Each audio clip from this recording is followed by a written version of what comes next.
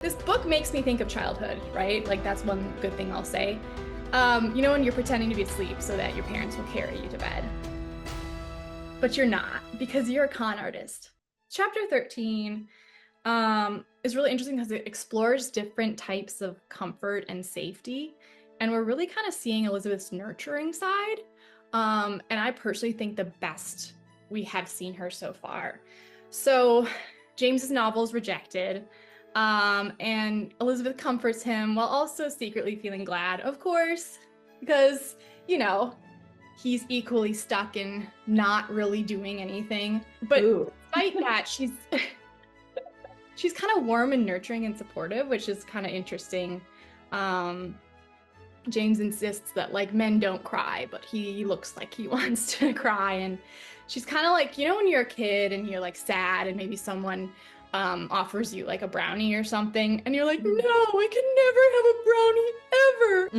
The darkness passes, and then you're like, so what about that brownie?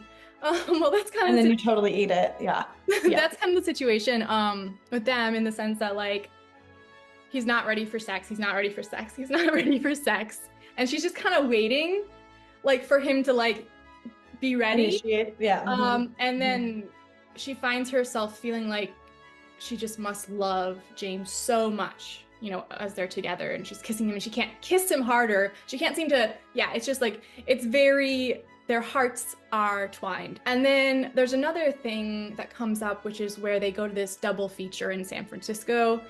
And Elizabeth is between James and Rosie, and Rosie falls asleep, and nice hair.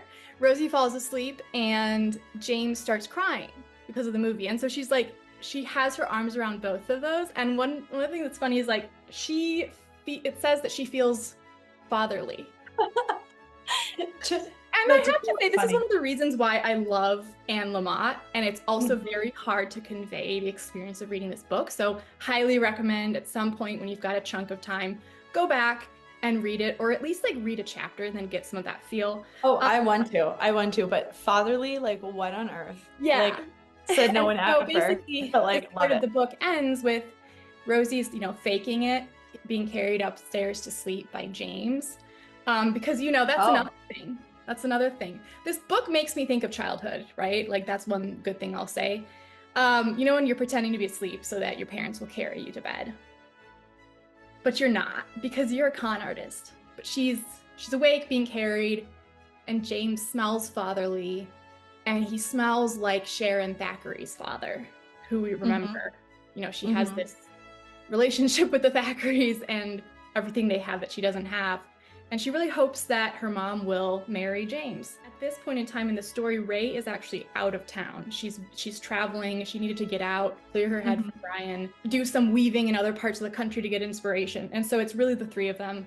And we're seeing them as this little pseudo family, and everyone's in their own way kind of thinking, is this going to be a family?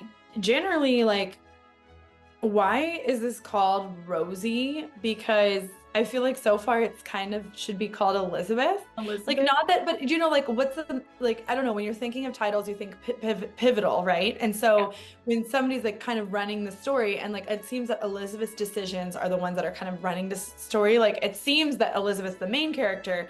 So in general, why is it called Rosie? What do you think? What I think of when I hear Rosie is I hear Elizabeth kind of exclaiming out loud, "Oh, Rosie." She has these moments where she's like, oh, Rosie. So I think that maybe it's Rosie, it's not Rosie the person, it's Rosie, Rosie. Oh, interesting. The thing that came into life.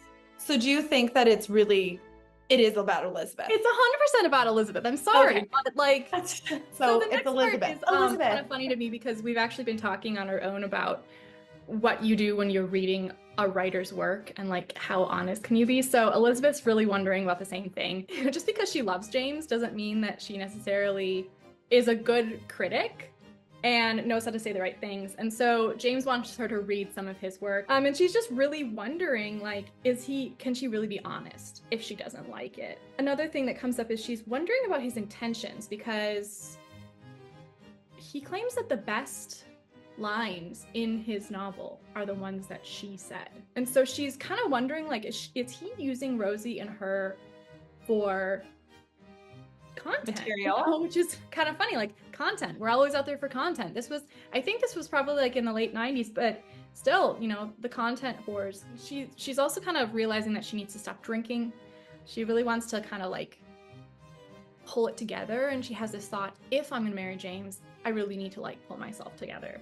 And it's kind of like, she's like, oh man, this is gonna be hard, and she's almost wondering it would be easier to actually have a full-blown crisis and get to the very bottom and like come back, and she thinks that would be some sort of clean way to recover, rather than just like, day by day, unglamorously, like, I don't know, not drinking, like not taking an extra shot in the kitchen before she brings 2 whiskeys out for her and whoever she's with to share. And then another thing that happens is they do acid together, because James wants there to be a part in the book where the people do acid. And so it's just kind of this, obviously it's a trip. There's this point where Elizabeth is having a bad trip, and the Ray in her mind, remember Ray is out of town, is kind of coaching her through it. And once again, during this trip, she's kind of there for James. She's kind of like, sometimes they say like the masculine is like holding space for the emotions of the feminine.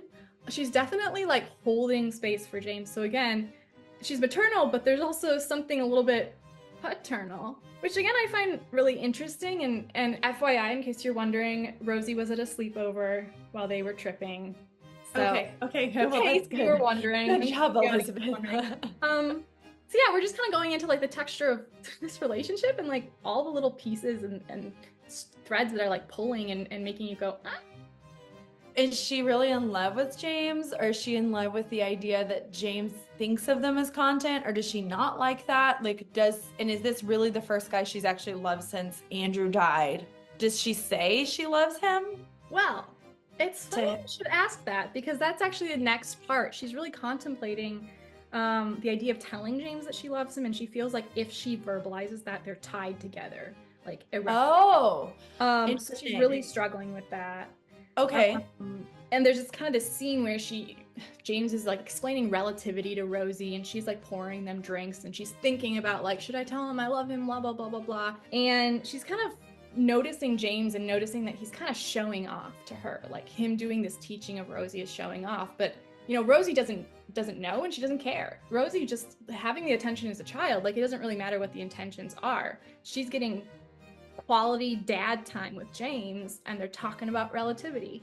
Elizabeth's dad actually taught her about a lot of cool stuff. Like he made a paper Mobius strip, and he taught her about surface tension when she was a little girl. So it's kind of bringing back like Dad, Rosie's grandfather, James is doing the same thing. And then Rosie asks for more of what Elizabeth's dad shared. And that's when the surface tension thing comes up, and James comments, he's like, yeah, that's what it is.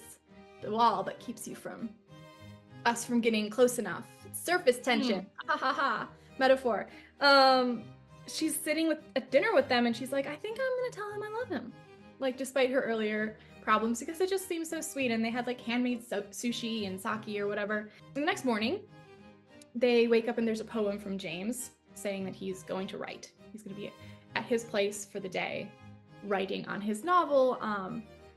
And Rosie and Elizabeth have a really interesting conversation where Rosie's like, are you going to marry him? Are you going to marry him? And she hopes, of course, her mom will marry James. And Elizabeth's kind of in that place where, she's talking to the person, and she's also having a second conversation in her mind. So, to your answer, does she love James? I think she would like to know that too. There are some really soft, beautiful parts of whatever this is. And I wonder, this is not something that happened in the book, but is it one of those things like, okay, maybe this isn't love, but if I can't have love, isn't this like pretty darn good thing to have, She sounds a little bit crazy. Yeah. Disorganized? Disorganized. Like she doesn't know what she wants. Okay. Interesting. She's like having this moment where she's sitting back, and I don't know if she's loving life, but she's loving the aesthetics of her life. Like, what is she even doing? Like, you know what I'm saying? Well, she loves him back. She just doesn't know if she loves him, and that's a completely different thing.